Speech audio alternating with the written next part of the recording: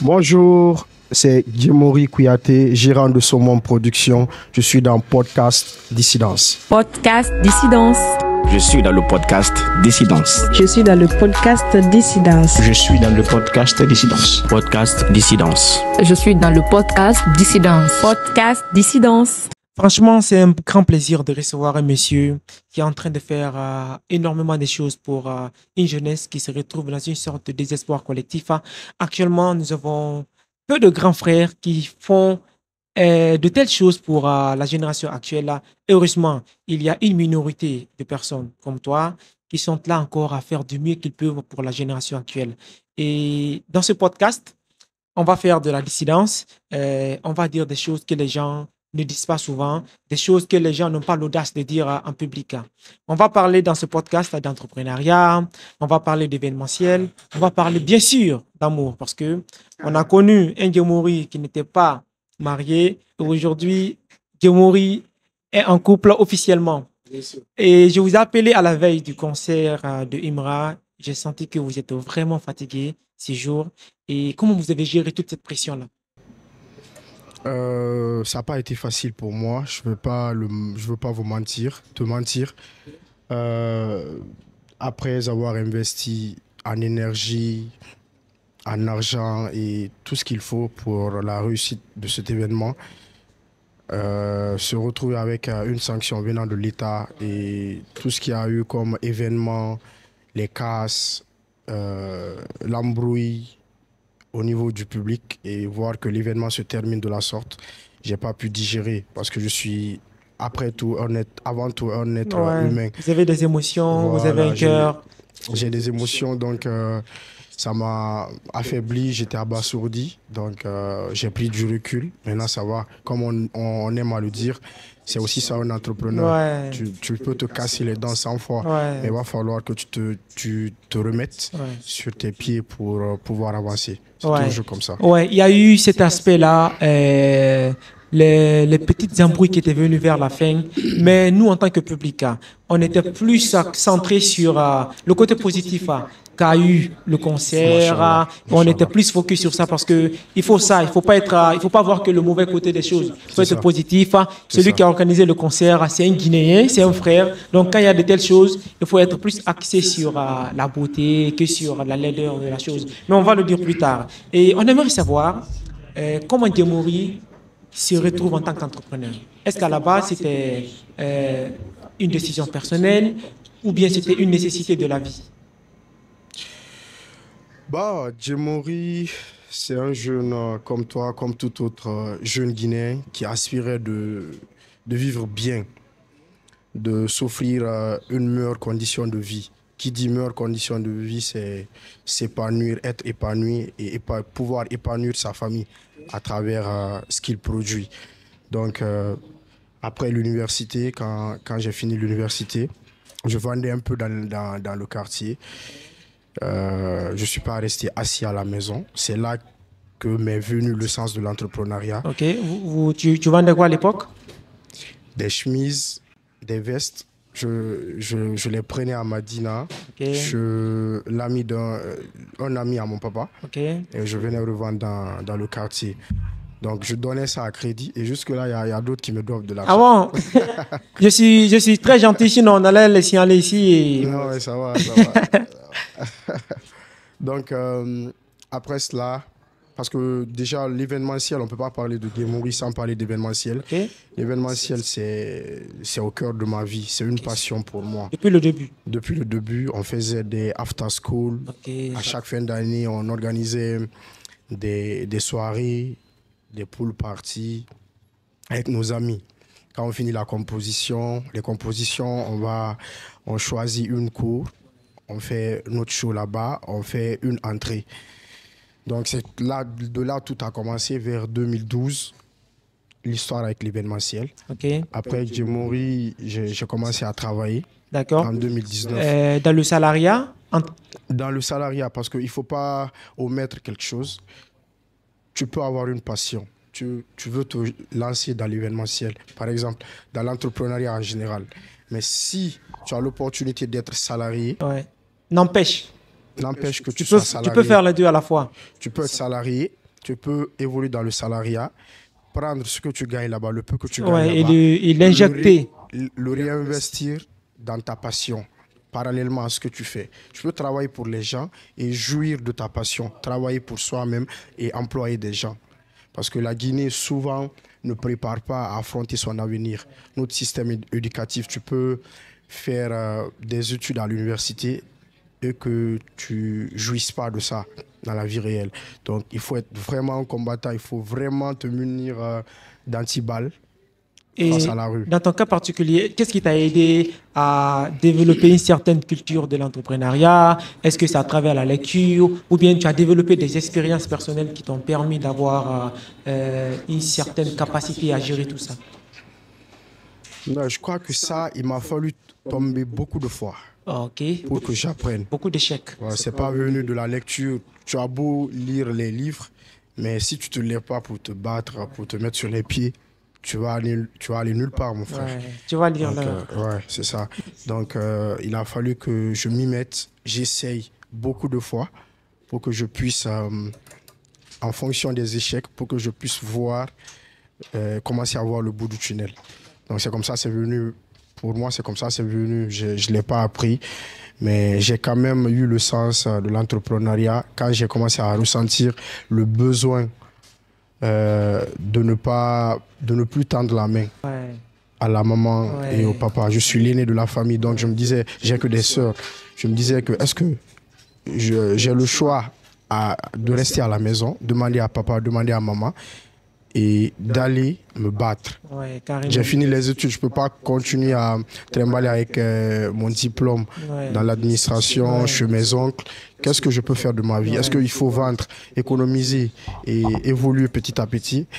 Il fallait s'offrir ce Torah qu'on est en train de construire aujourd'hui. Ouais, carrément. Ça.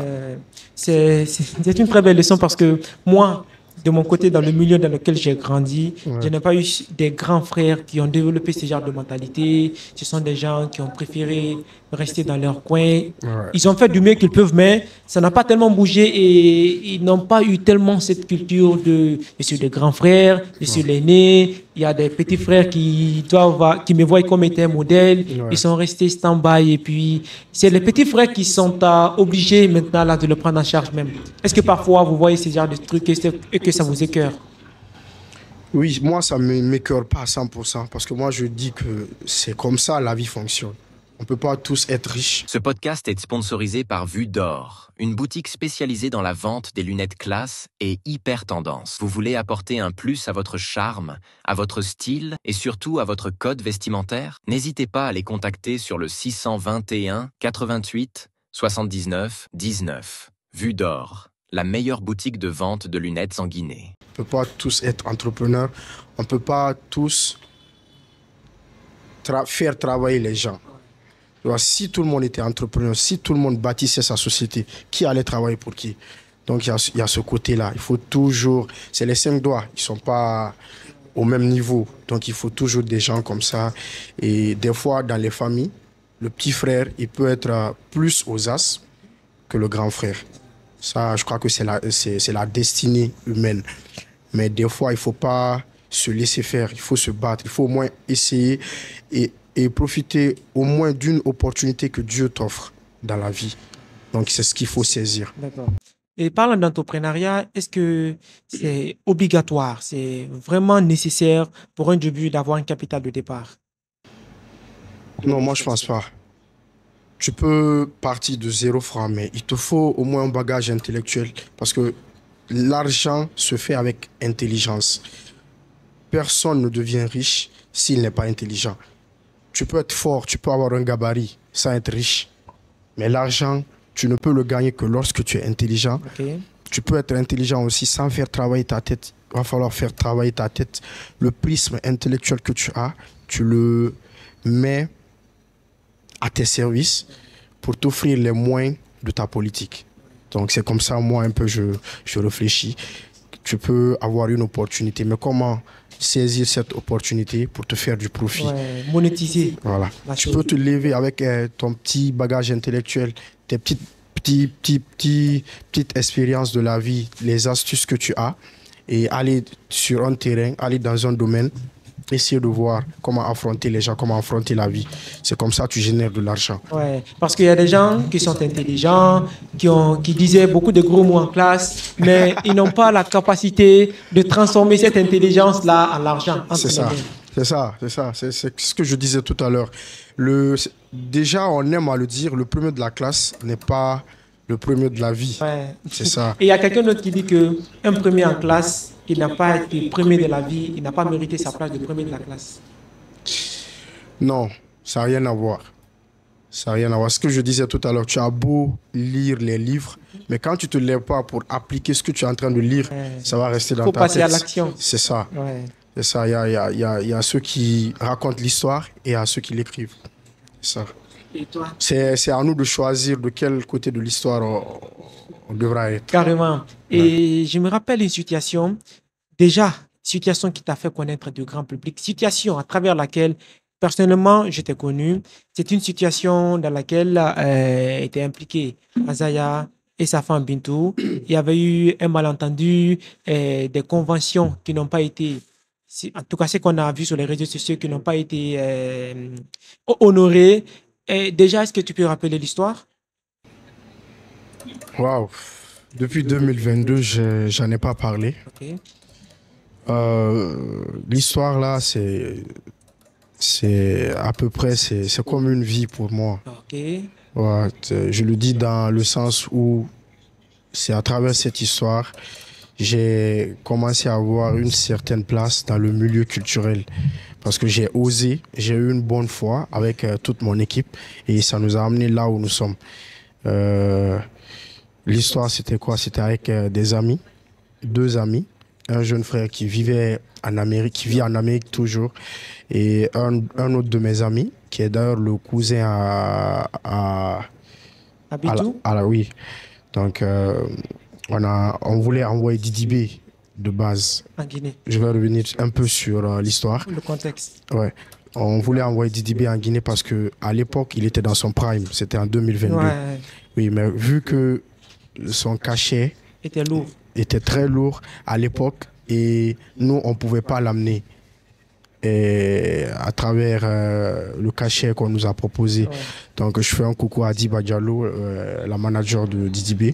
Donc, mon ami nous a dit, Alcine Kouyaté, il nous a dit, OK, au lieu qu'on ne se casse la tête avec les artistes étrangers, pourquoi ne pas aller avec les artistes locaux de chez nous? Ouais. Donc, on est resté là à chercher et il nous a dit, à l'époque, c'est lui qui gérait la boîte, le patronat du couple.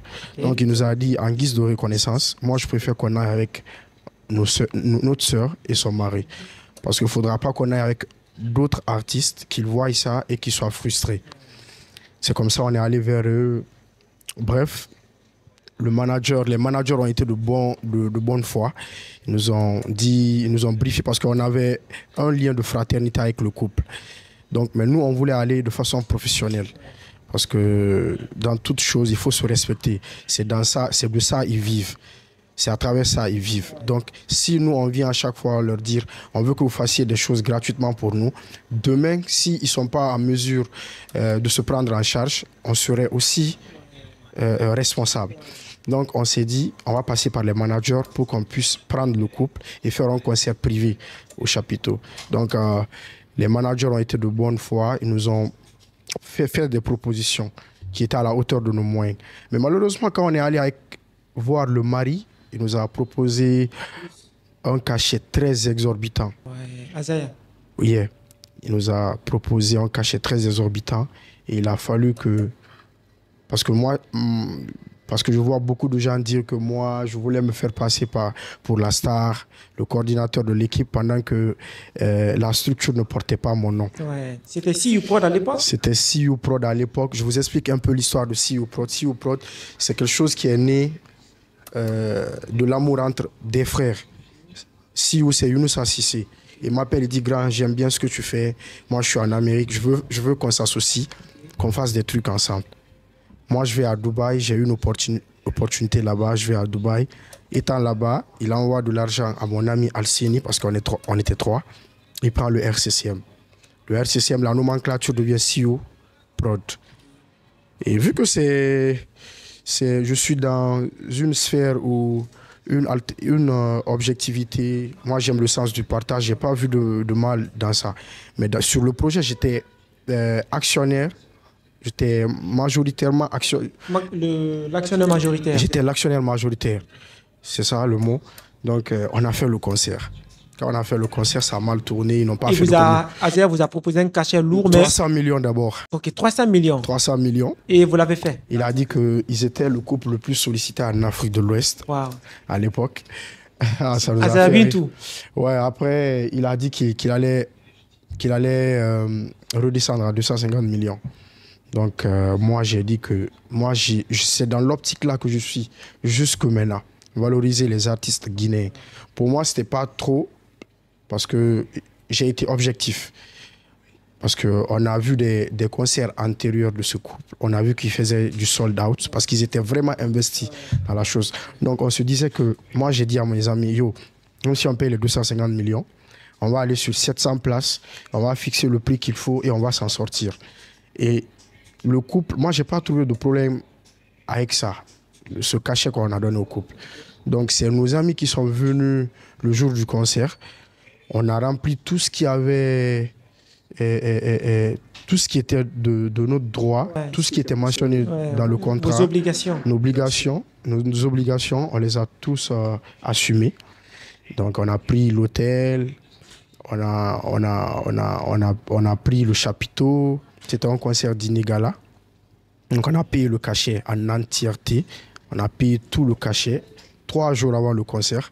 Ils avaient communiqué sur le concert? Oui, la communication était un peu nonchalante. De leur côté? Oui, de leur côté. Donc, ce qui a déclenché, moi, ça ne m'a pas fait mal. Mais après, parallèlement à tout ça, vu le montant qu'ils ont pris avec nous, on n'était pas des étrangers, on n'était pas des promoteurs étrangers. À l'époque, ce cachet était tellement exorbitant qu'il fallait vraiment s'investir. Des deux côtés? Des deux côtés. Même si ce n'était pas avec nous, c'était avec un inconnu. Quand tu prends un tel cachet, tu devras t'investir. Par humanisme. Par humanisme, c'est le mot. Donc, ça n'a pas été le cas. Et ils faisaient des showcases. Avant le 31 décembre, ils ont fait un showcase un 24 décembre. Ça aussi, ça m'a fait mal. Mais on est resté toujours droit dans nos bottes. On pouvait résilier le contrat. Mais on est resté comme ça. Et on est allé sur le concert. Et ce qui nous a énervé, ce qui a fait que nos amis, ils ont compris que c'est un cachet qu'on a payé, c'est lorsqu'ils sont venus à 1h45 au lieu de venir à 23h. Parce qu'on a parlé de réveillon. Qui dit réveillon, l'artiste doit se tenir sur scène à partir de 23h pour que 0h trouve l'artiste sur scène. Ouais, non, donc ils sont venus à 1h passée pendant qu'on a pris l'hôtel tout près à côté du chapiteau. Donc, ils sont venus à 1h45. Donc, ça a commencé à barder. Après, il y a quelqu'un qui a dit là-bas, 250 millions pour ça, pour venir à 7h. Ils sont venus. Ça a trouvé qu'il y a des invités qui avaient commencé à se lasser de la soirée. D'autres étaient déjà rentrés. Et on est resté comme ça 3 jours. On cherchait à savoir comment on allait poursuivre la chose, comment on allait gérer. Oui, ils ont presté. Je ne vais pas vous mentir. Contractuellement, du moment où ils ont fini de prester, nous, on n'avait rien à leur reprocher. Mais humainement, à travers le contrat moral qu'on avait, si j'étais à leur place, je n'allais pas pouvoir dormir. Tu vois, non. Après, nous, on n'a rien eu de ce concert. C'était à nos débuts. C'était le premier grand spectacle. Il y a eu perte de votre côté? Bien sûr, il y a eu perte. Il y a eu énormément de pertes. Je me souviens comme si c'était hier. Une estimation? 500 millions et quelques. Vous avez perdu 500 millions? 500 millions et quelques parce qu'on n'a pas eu l'intelligence de faire un concert simple. On est allé avec un dîner. Et le dîner, il était pris avec le traiteur en fonction du nombre de places. Vous imaginez 500 personnes, 700 personnes, tu loues le local, la scène, la décoration, tu prends la nourriture pour les 700 personnes. Que ces 700 personnes viennent ou pas, le traiteur, il s'en fout. Tu lui donnes l'argent cash, la nourriture est là. Quand les 700 personnes ils viennent, on les sert. S'ils ne sont pas là au cas échéant, c'est irrévocable. Donc c'était un peu ça le truc. Donc moi, déjà, cette histoire, ça m'a beaucoup forgé, ça nous a beaucoup forgé, ça nous a appris à se relever. Et Comment ont été vos relations après le concert en question? il n'y a plus de relation. Hein. Le froid a toujours continué, mais moi, Juste maintenant? mais non, moi, chez moi, il n'y a plus de haine. Moi, chez moi, il n'y a plus de haine et je regrette vraiment ce qui leur arrive aujourd'hui, sans hypocrisie. Vous parlez quand même? Non, on ne se parle pas. Il n'y a pas d'appel? Non, on ne se parle pas. On se parle pas. On se parle pas parce qu'ils n'ont jamais voulu nous parler après l'histoire. Ah bon? Ouais. Ouais, ils ont gardé ça. Oui, il y a eu des médiateurs qui ont voulu qu'on s'asseye à table. Et le monsieur, il a dit au médiateur qu'il fallait que nous, on aille sur Internet Demander publiquement. pardon à leur couple avant qu'ils ne viennent sur la table de la négociation. Et mon frère, moi, je ravale pas ce que j'ai vomi. Donc, nous, on a fait une conférence de presse, on a déploré ce qu'ils ont fait. Et on a voulu traduire en justice le couple.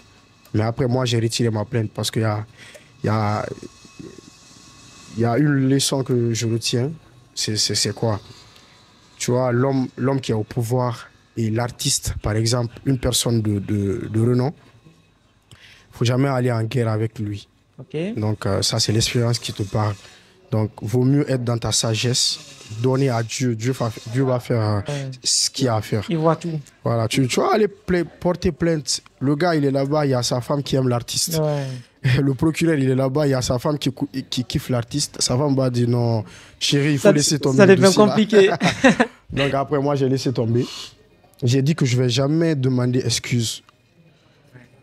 Du moment où on m'a poignardé dans le dos, on a donné cet argent et ils n'ont pas mérité l'argent qu'ils ont pris. Tu vois, ils nous ont même pas aidé à vendre les tickets. C'était juste 4 tickets que le monsieur il a vendu pour nous. Le monsieur. Tickets. Oui, ça aussi c'était le monsieur. Donc, moi c'est. Ça a été vraiment un coup dur. Ça a été un coup dur, imagine à l'époque, jusqu'à 600 et quelques millions de dépenses.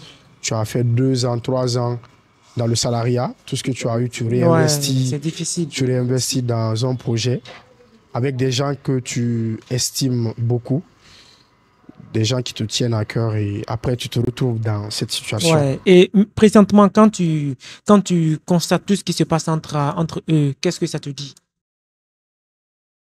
Moi, je me dis que c'est le destin. Moi, par ailleurs, je dirais pas, je parle avec toute humilité, moi je dirais pas que c'est le karma de quoi que ce soit. Moi, je dis peut-être que c'est le destin, peut-être qu'ils se remettront ensemble. Et de passage, je suis très désolé pour ce qui leur arrive. Le divorce, c'est pas quelque chose à encourager. Ils ont vraiment divorcé? Je sais pas, moi, je sais pas. Je sais pas s'ils ont divorcé ou pas, mais c'est ce qui se dit. Donc moi, je ne cautionne pas cela. Et humainement, moi, je souhaite que tout rentre dans l'ordre entre eux, quoi. C'est ça. Parce que je suis un homme marié aussi. Je peux pas vouloir que le feu tombe sur le toit de ton ami et espérer avoir la neige. C'est ça. D'accord. Et finalement, après tout ceci-là, qu'est-ce qui amène N'Djemori dans Saumon Prod? Comment Saumon Prod a vu jour? Ah, le bijou. Saumon Prod est né... Saumon Prod, c'est le fruit d'un mal, d'une douleur. Tu vois, c'est ce que je venais de raconter tout à l'heure. Saumon Prod est né du mot sommet. Après le concert qui a échoué en 2022, dans tout ce que je postais, j'aimais écrire « Rendez-vous au sommet ». Parce que j'avais vraiment la rage de réussir. Ouais. Parce que je travaillais, j'étais dans le salariat. J'avais une boîte que je gérais parallèlement à l'événementiel. Jusque-là que je gère déjà, qui est ma première activité, que je ne lâcherai jamais, qui me permet de vivre aussi de ma passion qui est le show business. Donc, à chaque fois, j'écrivais rendez-vous au sommet, parce que moi, j'étais vraiment confiant de ce que je disais. J'avais vraiment foi en ce que je disais. Je me disais que si ça m'est arrivé, c'est que Dieu me réserve quelque chose de très, très grand. Donc, je me disais tout le temps rendez-vous au sommet. J'écrivais ça dans tous mes posts.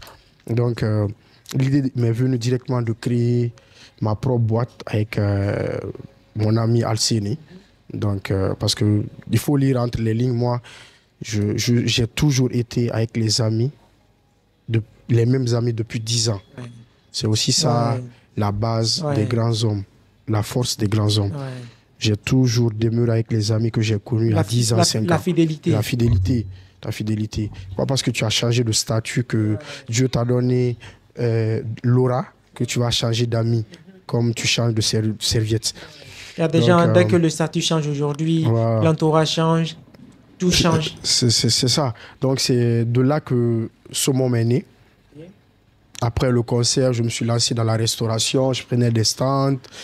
Et avec mon frère Daraba Moussa, à qui je fais un gros big up, avec lui, on a fait Banlieue Expo. Donc, après cela, quelques moments après, au lieu qu'on nous dise Sommet Prod, j'ai dit Somom Prod. Somom, c'est le plus haut niveau d'une chose. C'est le sommet, en fait. Voilà. Donc, Et Somom est né de ça. est-ce que son moment a transité? Il y avait CU Prod à l'époque, avant son moment Prod. Et qu'est-ce qui a marqué cette transition de CU Prod à son moment Prod? Pourquoi vous n'avez pas décidé de conserver CU Prod? CEO, c'est un bon frère avec qui j'ai toujours de bons liens. Même avant-hier, je crois, il m'a appelé. Il m'appelle tout le temps quand il a besoin de conseils. Moi aussi, quand j'ai besoin de lui parler, je l'appelle, on se parle. C'est juste que l'entreprise porte son nom et c'est lui le gérant principal. Okay. Ça existe toujours. Oui, le projet du conseil, moi j'étais le coordinateur. Et j'étais un peu comme le porte-flambeau de l'équipe. C'est pourquoi je me suis érigé en devancier à l'époque. Mais la boîte lui appartient, il gère toujours la boîte, ce n'est pas quelque chose qui est au talent, il gère toujours sa boîte. Ça n'a rien à voir avec son prod. On est des frères, on peut travailler ensemble à tout moment, on s'appelle à tout moment et ça va quoi. D'accord. Avant le concept de Somom Prod, il y avait d'autres projets qui portaient en Guinée le nom Somom. Je veux parler, personnellement, j'avais une marque de vêtements qui était Somom. Ah, Bien sûr, quand j'ai envoyé le concept, il a été très viral sur les réseaux sociaux, mais j'étais encore un peu gamin à l'époque. Et malgré tout le bruit que ça crée sur les réseaux sociaux, j'avais commencé. Après, j'ai laissé tomber. Il y avait un autre projet encore, Somom acoustique, qui était là. Et par après, on a vu quelques polémiques dessus sur la personne, si je ne me trompe pas, disait que son projet, il avait des soucis d'enregistrement de projet parce qu'il y avait un autre concept de Somom Prod, un truc de ce genre. Est-ce que, en quoi ça vous implique? vous savez, moi, j'aime pas beaucoup parler. Moi, des fois, les polémiques, ça vient à moi. Je fais vraiment pas exprès de rentrer dans les polémiques. Je suis quelqu'un de très timide. Ça vient vers toi? Ouais, je parle en toute humilité, hein, sans prétention. Je suis quelqu'un de très timide et de très réservé. Donc, tous les bruits qui se créent souvent autour de moi, je fais pas exprès. Tu vois, quand moi, j'ai fait Somom Prod, c'est... Tout à l'heure, je vous ai expliqué comment c'est venu de sommet, rendez-vous au sommet. Pour ne pas dire sommet prod, j'ai préféré dire Somom Prod. Et j'ai reçu beaucoup de pics quand j'ai créé Somom Prod en 2023. De la part de qui? Beaucoup. Certains animateurs, il y a un animateur très connu qui m'a descendu. HTD ou bien Moïse Premier? Moi, je souhaite dire le nom de personne ici, pas Moïse Premier. Quelqu'un à qui j'ai rien fait, mais il m'a descendu publiquement. C'est comme si j'étais un ministre ou un gars qui a un bras long, qui est venu choper le concept d'un de ses frères qui est dans l'incapacité de se défendre. Okay. Donc c'est comme ça qu'il m'a affiché. Il a fait l'avocat. Il a fait l'avocat. Tout le monde s'est victimisé. Alors que Sidi, j'ai un grand respect pour Sidi. Et Sidi, je suis vraiment désolé de le dire, je m'inscris en faux lorsqu'il a dit dans son allocution que j'étais dans son studio quand il a enregistré ses séances de Somom acoustique. J'ai jamais vu de label en Guinée qui s'appelle Somom Prod avant que je ne crée. De base, quand je créais Somom Prod, c'est parti du mot sommet, sommet prod. Et quand je suis allé au BGDA et à l'agence guinéenne de spectacle pour prendre la licence et à l'API pour prendre le RCCM, j'ai jamais vu de société enregistrer Somom Prod. Et je me dis que on prend l'exemple sur le mot élégance. Tu peux créer Elegance Boutique. Quelqu'un d'autre crée Elegance Shop. Elegance Style, Elegance Shop. Je me dis que c'est un mot français. Ouais. Pour lui, si j'ai bonne mémoire, c'était une émission. C'était une émission dans laquelle les gens ils venaient faire la réédition des sons déjà faits. Une sorte de live. C'est ça, en acoustique. Ouais. Tu vois, les seules fois où je partais dans le studio de Sidi, c'était quand Amaza, parce que j'étais le booker de Amaza et je suis son coproducteur. Ce podcast est sponsorisé par Vue d'Or, une boutique spécialisée dans la vente des lunettes classe et hyper tendance. Vous voulez apporter un plus à votre charme, à votre style et surtout à votre code vestimentaire? N'hésitez pas à les contacter sur le 621 88 79 19. Vue d'Or, la meilleure boutique de vente de lunettes en Guinée. Quand il partait dans son studio, on faisait des séances de travail, mais ça n'avait rien à voir avec Somom Prod ou Somom Acoustique. C'est deux projets différents et c'est des concepts différents. Différents. C'est juste que c'est un nom français qu'on a utilisé nous deux. Ouais. Et j'ai jamais eu l'intention de détruire un confrère à moi. Ouais. Ça n'a jamais été mon intention. Et ce que les gens ils savent pas, c'est Sidi qui a fait le premier son. L'instrumental qu'on a utilisé pour faire le premier réel d'annonce, le Somom Prod, c'est Sidi qui l'a fait. Okay. Avec une flûte là-dessous qui dit Somom Prod, Somom Prod. Tu vois, c'est lui qui a arrangé du début à la fin. La première vidéo qu'on a utilisée pour annoncer Somom Prod, c'est Sidi qui l'a fait. Qui l'a faite. D'accord. Et après tout cela, il n'y a pas eu de guéguerre entre vous? Il n'y a jamais eu de guéguerre. Même récemment, j'ai enregistré des projets de l'artiste Tamsir chez lui. Il n'y a jamais eu de guerre. Tout le monde sait qu'on est en guerre, sauf moi. Parce que ils disent à tout le monde que je suis en guerre avec Sidi, sauf à moi. Même Sidi, lui, il ne me le dit pas. Il me respecte beaucoup, je le respecte énormément aussi. On se parle à tout moment. Mais après tout, c'est les réseaux, chacun interprète, les gens alimentent la polémique, le buzz. C'est pourquoi je ne sors jamais pour m'étaler, pour parler. Moi, je me dis que tout ce que tu me fais, toutes les calomnies que tu me lances, ça se retourne. Ouais. Tu vois, moi, je suis droit dans mes bottes. Dieu seul, il sait mon intention. Ouais. Tu vois, moi, je brille, je suis avec des jeunes qui n'ont pas d'expérience dans ce qu'ils font. Ouais. Donc, moi, c'est avec eux que je travaille. Parce que c'est en travaillant que tu as de l'expérience. Tu vois, il faut faire au moins une fois pour pouvoir le faire. Ce qui ont 10 ans d'expérience, ils avaient essayé une fois avant d'être à ce niveau. Tu vois, moi, les gars qui présentent mes événements, c'est des petits. Ouais, ça se voit. Ça se voit. Des jeunes qui sont en train de se faire. Qui ont... si je voulais détruire quelqu'un, si je voulais profiter de quelqu'un, c'est pas ce que j'allais faire. Ouais, j'allais prendre des gens qui ont déjà de l'expérience. Donc c'est ça. D'accord. Et on a vu récemment des révélations sur l'artiste Tamsir. Il y a eu plusieurs jours où il était au centre de l'actualité et après tout, Somom Prod, on a vu Somom Prod à ses côtés. Qu'est-ce que ça nous réserve maintenant là? Parce que jusqu'à date, il n'y a pas eu de communiqué officiel disant qu'il y a telle chose entre l'artiste Tamsir et la maison Somom Prod. Oui, il ne faut pas oublier que tout ce que Somom fait aujourd'hui, l'étoile que Somom a aujourd'hui est allée de beaucoup d'échecs. Donc c'est ce qu'on utilise pour hisser la bonne foi, l'expertise et l'expérience qu'on a aujourd'hui aux yeux du monde. Donc, il ne faut pas tout à l'heure rebondir sur des communiqués, officialiser des choses que tu ne vas pas tenir jusqu'au bout, pas donner d'engagement que tu ne peux pas honorer. Tu vois. Donc, Tamsir, on est en train de jouer au bon samaritain, entre guillemets. On n'est pas les producteurs de Tamsir d'abord parce qu'on ne l'a pas communiqué officiellement. Ce n'est pas à moi de le dire. Il y a une équipe qui travaille dessus. Moi, je suis le gérant, le propriétaire de Somom. Mais il y a des gens qui travaillent. Il y a des gens grâce à qui Somom respire. Je ne suis pas le seul. Donc, on est en train de travailler sur la faisabilité. Comment faire de Tamsir le Tamsir d'avant.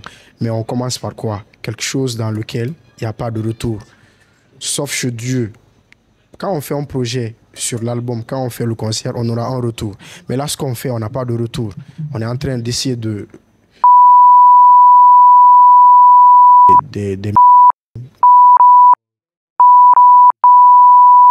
On est en train de taper à toutes les portes. Même aux gens qui estiment avoir encaissé des coups de Tamsir. Tu vois, à qui il aurait fait du mal. Donc, on est en train de taper à toutes les portes. Quand tout sera bon, quand ça va commencer à sentir bon, quand on sera plus dans cette période de vache nègre, on va se lancer, on va faire un communiqué tranquille, on va bien ficeler les choses, il va chanter, il va faire des hits et on va annoncer ce qu'il a annoncé. Si c'est un concert, en tout cas, tout le monde a besoin d'une deuxième chance. On a tous besoin de ça. Chaque être humain en a besoin. Et pas parce qu'aujourd'hui, peut-être que tout le monde pense qu'il a perdu la tête, qu'il n'est pas bien portant, qu'on va le délaisser. On est jeune comme lui. Tu vois, donc, Et il a dit que son album est détenu par l'ancienne maison de production. Est-ce que vous êtes parti vers ces gens-là aussi pour voir qu'est-ce que ça peut donner? Moi, j'ai déjà un grand respect pour mes devanciers. Toutes les maisons de production, d'événementiel que j'ai trouvées en Guinée. Déjà, moi, j'étais dans le public avant. Si aujourd'hui, c'est moi qui mets toute la logistique pour être sur la scène, pour mettre un artiste, pour que l'autre public vienne, je crois que ça, c'est un signal de Dieu. Il faut savoir qu'il y a des hauts et des bas et il faut qu'on se respecte. Moi, je ne suis jamais allé vers eux. Je sais peut-être qu'ils ont des différends. Je n'ai jamais pris ma voiture pour aller dire donnez l'album du petit. Vu qu'aujourd'hui, je suis proche de lui, je n'ai pas le droit de faire ça. J'ai un énorme respect pour cette structure. Et moi, je crois que le mieux qu'il y a de faire, Tamsir, il est encore vivant. Il a un esprit productif.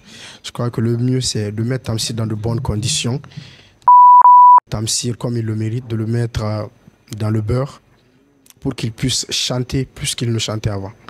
D'accord. C'est ça. Concrètement, est-ce que vous êtes sûr que ça peut marcher? Vous avez de l'espoir? Oui, j'ai foi en Dieu. Je crois que ça peut marcher. Ça peut marcher. La Guinée pourra avoir le Tamsir qu'il a perdu? Bien sûr. Bien sûr. D'accord. L'avenir nous en dira, Inch'Allah. Ouais. Et surtout, comme tu l'as dit, chaque être humain mérite une seconde chance. Que ce soit en amitié, peu importe, en amour, voilà. Chacun mérite parce que certaines personnes, quand tu fais un mal ou bien quand tu trébuches, on peut te jeter quelque part. On dit, bon, Dieu qui nous a créés, on est là, tu es en train de respirer, mais tu ne payes pas de facture. Ouais. Lui, il nous pardonne, c'est écrit dans la Bible et le Coran. Qui sommes-nous pour ne pas nous pardonner entre nous? Tu vois, c'est absurde, pour moi. Est-ce que vous vous êtes demandé pourquoi les maisons de production envoient rarement, les maisons de production en Guinée envoient rarement des artistes américains en Guinée? Parce que le pouvoir d'achat guinéen, il est très faible.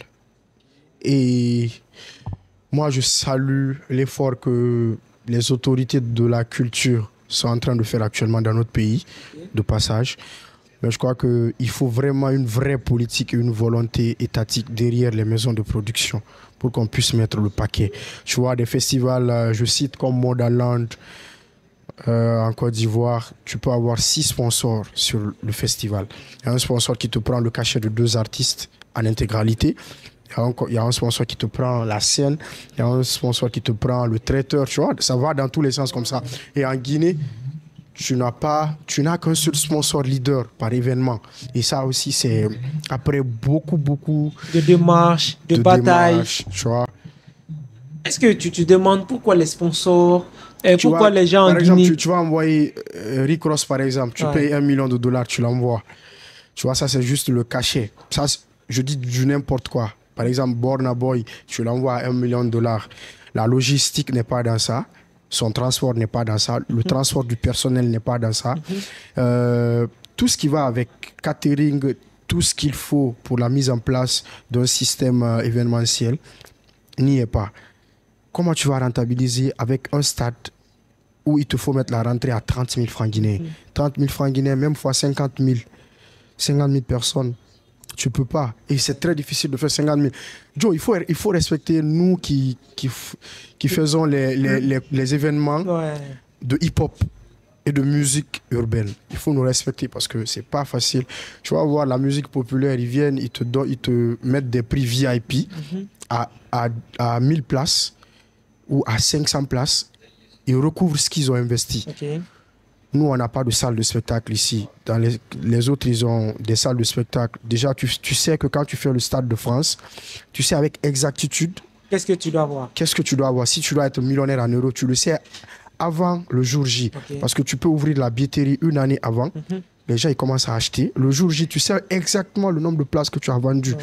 Nous, on n'a que des espaces. Tu vois, même les stades, on n'ouvre pas les stades pour nous. Et même si les stades qu'on a à notre portée, les stades Petit Souris par exemple, où on a les places assises et la pelouse, tu vois, les gens ils rentrent et tu peux pas contrôler. C'est pas quantifiable. Pas quantifiable. Tu vois, donc on a cette difficulté de s'en sortir. 70% des événements hip-hop, de musique urbaine qui se font en Guinée, on rentabilise pas. On le fait par passion. On le fait par amour. On se dit, à travers ça, on aura un nom. On aura une crédibilité qui nous permettra d'avoir plus parallèlement à ce qu'on fait. Ouais, il y a des gens qui disent déjà que les organisateurs de concerts en Guinée, après tout et tout, ils ne gagnent vraiment pas dedans. Ils sont dedans peut-être juste pour une question de passion, pour du fun. Est-ce que c'est ça la réalité? Ça paye vraiment pas? Ça paye. Ça paye parce que tout n'est pas qu'argent. Financièrement, ça paye pas des fois. Mais tu vois, tu peux faire 2 à 3 coups sans gagner. Mais à un coup, tu te retrouves, bam, avec le gros lot. Le jackpot. Le jackpot, tu vois. Non, donc, mais ça vient avec la patience. Ça vient avec la patience. Tu peux ne pas avoir un bailleur. Tu vois, tu peux ne pas avoir un bailleur. Moi, le premier spectacle que j'ai fait, on n'a pas eu de sponsor. Le deuxième avec Amaza, avec Saumon Prod, on n'a vraiment pas eu de sponsor. C'est juste qu'on a eu... Le seul sponsor qu'on a eu, c'était une brasserie avec laquelle lui-même, il était partenaire, il était ambassadeur de la brasserie. Donc, eux, ils sont venus. On n'a pas eu de sponsor. Donc, on a fait sur fonds propres. Tu vois, donc, c'est toujours comme ça. Mais ça, tu ne peux pas l'avoir sans que tu n'aies une autre activité parallèle à l'événementiel. Tu vois, donc, il faut surtout, que nos promoteurs se fassent respecter. Tu vois, il ne faut pas t'asseoir pour dire, moi, je suis producteur. Tu t'assois à la maison, tu te réveilles à 12h, là, c'est l'entrepreneuriat. Tu ne fais rien de ta vie. Mon gars, ça ne fait rien d'être dans le salariat. Tu vois, si ça peut te permettre de recouvrer les charges de l'autre côté, certaines charges. Ça ne fait rien, mon gars.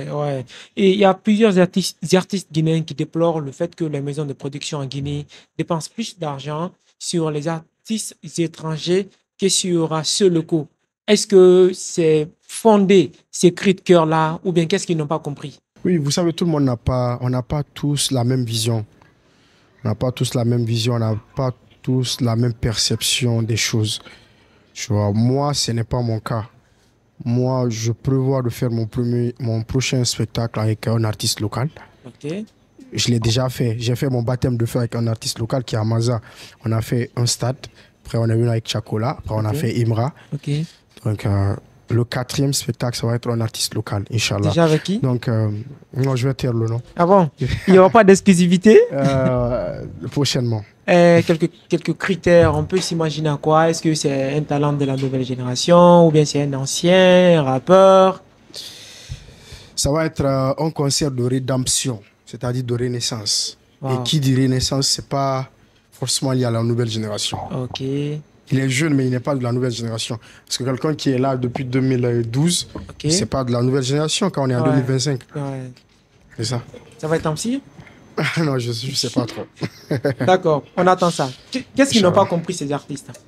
Ceux-là qui disent que vous dépensez mieux sur des artistes étrangers. C'est parce que récemment, il n'y a pas plus tard, avant-hier, il y a quelqu'un qui se déchaînait sur Saumon Prod dans une émission, je vais taire son nom, qui disait que nous, on paye le double des cachets pour avoir les artistes étrangers, les ramener en Guinée. Mon gars, où on va enlever? C'était un rappeur qui a dit ça ou bien? Je sais pas, moi, je le connais pas parce que je l'ai jamais vu. Tu vois, mais on est venu me rapporter qu'il a dit que nous, on aime aller payer le double du cachet que les autres promoteurs y proposent. C'était quelle émission? Je sais pas si c'était dans une émission d'un de vos confrères. Il n'y a pas une maison aujourd'hui qui paye moins cher que Saumon Prod pour avoir des artistes étrangers. Parce qu'on négocie bien. Tu vois, nous, on a une sorte de portfolio. Tu vois, c'est comme le CV. Quand on doit t'approcher pour t'envoyer, on ne vient pas parler pour parler. On a notre petit document, pressbook, machin qu'on t'envoie, que tu visionnes. C'est à toi de voir à travers les propositions, à travers ce qu'on t'a envoyé, si tu dis oui à Saumon ou tu dis oui à un autre promoteur culturel guinéen. Donc, c'est du tic au tac. Nous, on est des débrouillards, mon gars, on n'est pas riches. Tu vois, mais après, ça viendra. Moi, j'aime pas beaucoup parler. J'aime pas beaucoup parler, ils disent ce qu'ils veulent, mais après, Dieu sait ce qui est la vérité. C'est ça. D'accord. Il y a beaucoup de maisons de production qui auraient tenté d'envoyer Imra en Guinée selon ce qu'on aurait entendu et elles n'ont pas pu malheureusement, mais Somon Prod y est arrivé. Comment vous avez fait? Quelle a été la magie secrète cachée derrière ces différentes négociations? Il n'y a pas eu de magie secrète. C'est le charisme et le professionnalisme. Tu vois, ce que les gens ils savent pas, on ne s'est pas levé. Moi, déjà, moi, je suis un fan de Didi B. Tu vois, mais il faut être professionnel dans tout ce que tu fais. Imra, il est dans son prime. On a reçu 2 à 3 tags sur les réseaux, notamment, je vais citer Bakaramon, un monsieur très suivi sur les réseaux qui nous a tagué. L'application, elle existe toujours, qui nous a tagué pour dire Djemori, il faut envoyer Imra en Guinée. Il a fait une blague en disant il faut prendre le bénéfice de Amaza et de Chakola. Tu nous envoies Imra. Ouais. J'en ai rigolé, je suis resté comme ça. On n'a pas réagi. Après, les gens ils vont raconter dans les médias qu'on a fait taper d'eau, on les a doublés pour envoyer Imra. Ce n'est pas le cas, mon gars. Le grand frère Alice Doré, qui a fait des Bordeaux récemment, qui a fait Roselyne Layo il y a quelques mois, m'a contacté pour dire Djemori, jeune frère, écoute, il faut qu'on fasse Imra. Mais quand il est allé négocier pour nous, moi j'étais un peu réticent. Le cachet, il était énorme. C'était combien environ? Dans une 30aine de millions de francs CFA. Wow. C'était énorme. Il est venu, il a dit, ah, frère, si c'est comme ça, moi je ne peux pas. Ouais. C'est vrai qu'on va cotiser, on va collecter nos deux parts pour investir dedans. Mais moi, quand c'est comme ça, je ne peux pas. C'est un concert urbain, hip-hop. Est-ce qu'on va rentabiliser? Lui, il est beaucoup dans les concerts privés. On est resté comme ça. Après, je fais appel à mon responsable des relations publiques et privées, mon ami Alpha Mouktar Diallo, le fondateur des écoles Atlas, à qui je fais un big shout-out.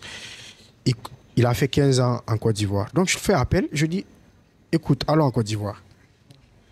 On appelle Arnaud, le manager de Imra. On envoie les documents, tous les concerts qu'on a déjà fait, nos stratégies de communication.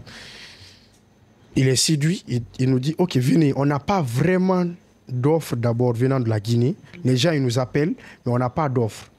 Arrivé là-bas, il nous fait croire qu'il y a des gens qui ont proposé 40 millions, qui ont proposé 35 millions pour l'envoyer. Franc CFA? Franc CFA, du moins, pour envoyer Imra en Guinée. Ouais. Nous, on débarque.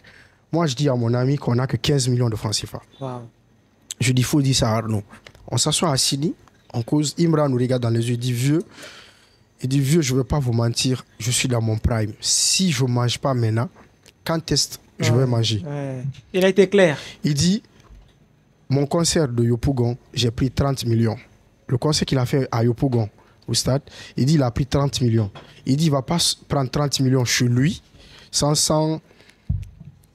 se déplacer, et prendre moins de 30 millions hors de son pays. Et on a pu avoir Imra à moins de 30 millions. Pour l'envoyer. Et c'était l'offre la plus minime de toutes les offres qu'ils recevaient de la Guinée. Ok, ça c'était dû à ce qu'ils ont lu. Au sérieux, le professionnalisme, vos stratégies. On n'a pas 40 ans, mon gars. On n'a pas 50 ans. On était jeunes comme lui. Il a vu les étoiles dans nos yeux, peut-être. Je ne sais pas moi, mais il a dit, ok, je viens avec vous. Et je crois que l'idée vraiment qui était derrière ce concert, c'était d'envoyer notre image de la Guinée. Montrer aux yeux du monde que la Guinée peut faire des spectacles, qu'on peut produire aussi des spectacles à dimension internationale, qu'on peut faire une com digne de nom. Tu vois, même les Ivoiriens, tu vois, ils étaient très séduits. Ouais, je pense que ça déjà c'est bon parce que uniquement qu'avec ces stratégies-là, si la Guinée par exemple aujourd'hui, même pas seulement prod, si une autre maison a besoin d'inviter un autre artiste ivoirien et qu'il réalise ce qu'un Saumon Prod a pu faire en termes de stratégie, en termes de communication, la façon dont ça a été brillant, ça peut le pousser à faciliter les choses et à venir. Avant l'arrivée de Saumon, il n'y a jamais eu de vrai street com. tu vois, de street com et de street marketing, tu vois. On s'est récemment beaucoup focalisé sur les réseaux, sur le digital. Nous, on s'est dit, écoutez les gars, c'est du déjà vu, c'est du trop vu. On quitte là. C'est vrai que les médias sont fermés. Allons dans les rues, allons dans les marchés. Et c'était quoi la beauté de la chose? C'est qu'on ne s'est pas assis dans nos bureaux, investir et dire... non, on n'a pas investi et dire à ceux qui étaient censés normalement aller sur le terrain, aller seuls. On a nous-mêmes pris nos vélos, on est allé sur le terrain. On a pris nos voitures, aller sur le terrain. Transpirer avec les vrais artisans. Tu vois, ça c'était un exemple. Et depuis là, moi, c'est avec un sentiment de fierté que je vois les autres emprunter le pas, faire aussi comme nous, les artistes eux-mêmes sortir dans les rues, dans les marchés, faire leur campagne eux-mêmes, tu vois. C'était très rare de voir un producteur lui-même sortir dans les rues, faire la campagne de son événement. Pour de telles stratégies de communication, on peut s'imaginer à combien? Le coût? Le coût. Parce que c'était immense. C'est immense. D'ailleurs, c'est...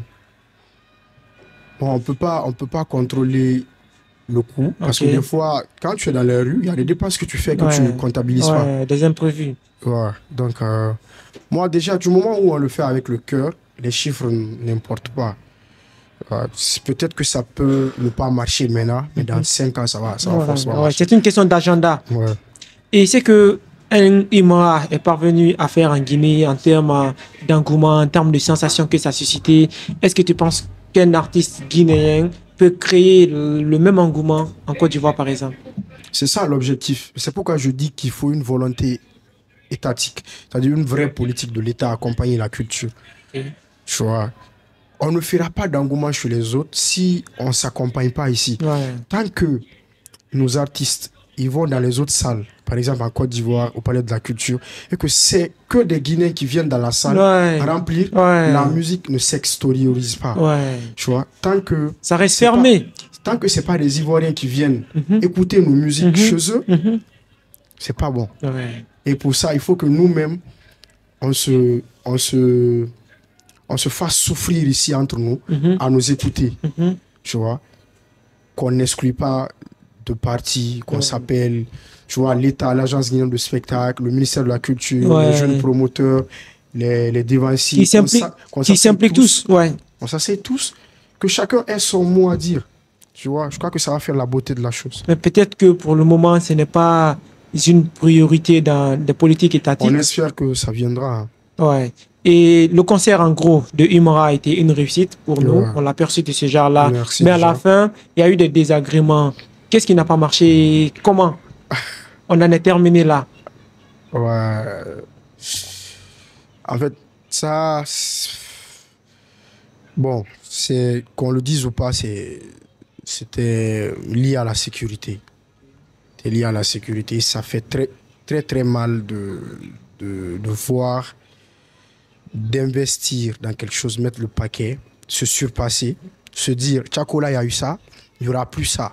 Donc, tu fais sortir tout ce que tu as comme économie, tu mets pour que... prévoir. Pour prévoir, pour éradiquer les fraudes, pour tout ce qui peut y avoir comme manquement et que tu te retrouves presque avec les mêmes résultats. Qui peut mettre des millions pour se retrouver avec un résultat comme ça. C'est pas décidé. Tu vois, mais après, moi, je dis que ceux qui parlent, ceux qui critiquent, ceux qui s'indignent ont raison. Tu vois, parce que on veut tous avoir quelque chose de parfait. Mais avec tout ce qu'on a eu comme bâton dans les roues, tout ce qu'on a eu comme échec, on va se servir de ça pour donner le meilleur de nous-mêmes au prochain concert, Inch'Allah. Après tout, ce sont les échecs qui t'ont forgé jusqu'à la création de Somon Prod.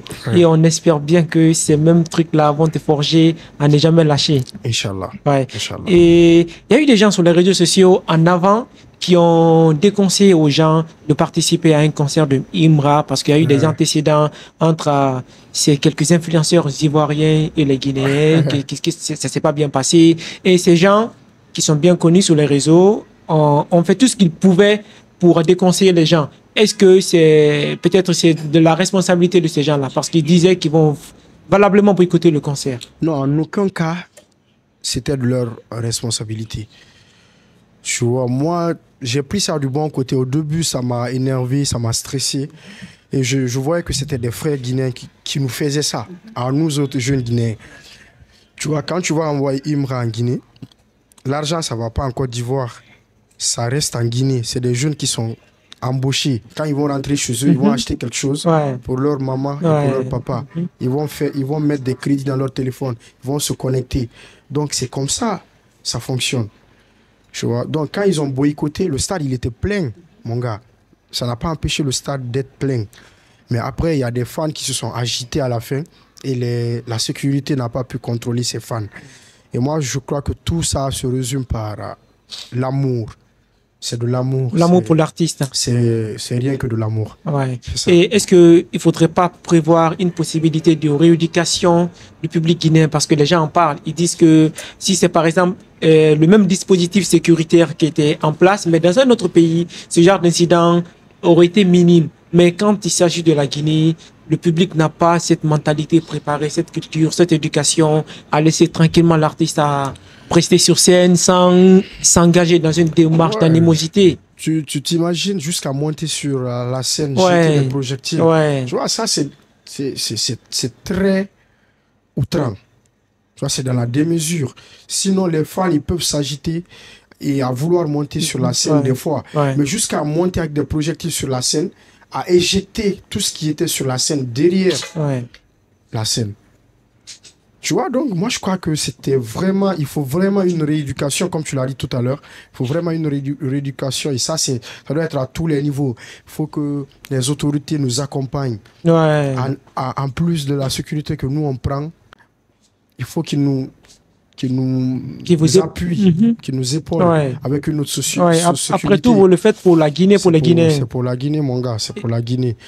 Parce que c'est l'artiste qui a demandé à ce que le podium soit proche du public. Il voulait être en contact avec son public. Quel artiste au monde n'aime pas ça? Tous les artistes, ils aiment ça. Être directement en contact avec la chaleur du public. Tu vois? Après, au début, c'était bien parti. Il était en contact avec le public. Tu vois? Il saluait tout le monde. Mais les gens, ils montaient. Tu vois? Ils repoussaient la sécurité pour monter. Et après tout, à l'interne, sans réseaux sociaux, comment Imra a pris tout ça? Il a bien pris, hein. C'est d'ailleurs lui qui nous encourageait quand on nous a suspendus. C'est lui qui nous encourageait. Il m'a donné beaucoup de conseils. Et il faut signaler qu'il est très respectueux. Il est très respectueux, il est très, très poli. Tu vois, et il respecte beaucoup. Donc il m'a donné beaucoup de conseils de ne pas lâcher. Et voilà, il a bien pris ça du bon côté. Sinon, il a reçu beaucoup de coups derrière le podium. Parce que je ne sais pas d'où est venue cette foule qui nous a éjectés du podium, mais c'était chaud. Ouais, c'était chaud. Et concrètement, est-ce que après, quand les gens ont vu cette suspension, il y a beaucoup de gens qui auraient dit que ce n'est pas volontiers. Il y a eu des non-dits, il y a eu des personnes de mauvaise foi qui sont cachées derrière cette suspension. Est-ce vrai?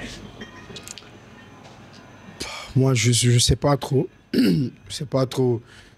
Tout ce que je saurais vous dire là maintenant, moi, je vais pas aller dans beaucoup de détails. Tu vois, c'est vrai qu'il y a eu des petits conflits personnels qui se sont immiscés dans cette décision de l'agence guinéenne de spectacle. Mais moi, je pense ça du bon côté. On est humain, ça arrive. Tu vois, ça n'aurait pas dû arriver ici, là où c'est arrivé. Moi, ce que je sais, l'État, c'est l'État. C'est ce que je t'ai dit au début, on ne va pas en guerre contre l'État. Tu vois, moi, je respecte leurs décisions, je m'en tiens à cela. Et quand ils vont lever la sanction, on pourra, avec beaucoup de sagesse, continuer à exercer nos activités. D'accord. Et aujourd'hui, tu es marié. Est-ce que ta conception de l'amour avant le mariage est différente de ta conception de l'amour après mariage? Moi, ma conception a toujours été la même.